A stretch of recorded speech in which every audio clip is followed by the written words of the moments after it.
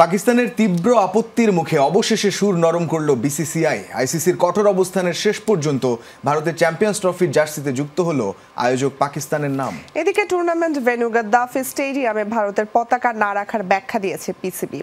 বোর্ডের দাবি আইসিসির নিয়ম মেনেই নাকি এমনটা করা হয়েছে।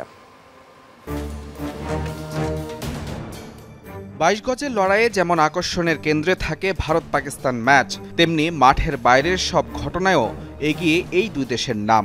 এই যেমন ভারতের আপত্তিতে প্রথা ভেঙে হাইব্রিড মডেলে হচ্ছে এবারের চ্যাম্পিয়ন্স ট্রফি। ভারত তাদের সবগুলো ম্যাচ খেলবে সংযুক্ত আরব আমিরাতে। তবে বিসিসিআই এর এই দাবি আইসিসি মেনে নিলেও ভারতকে বাধ্য করা হয়েছে জার্সিতে আয়োজক পাকিস্তানের নাম লিখতে।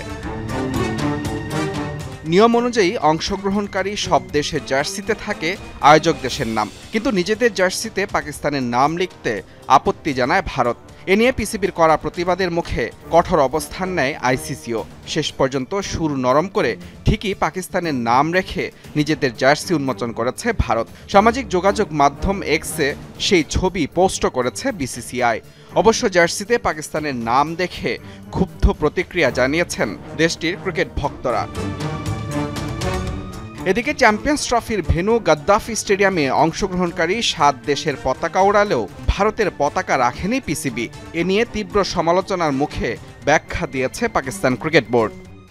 আইসিসি নির্দেশ দিয়েছে যে ২০২৫ চ্যাম্পিয়ন্স ট্রফি চলাকালে শুধু ৪টি পতাকা উত্তোলন করা হবে। আইসিসি, পিসিবি এবং সেদিনের ম্যাচে অংশ নেয়া ২ দল, বিষয়টি একদম পরিষ্কার।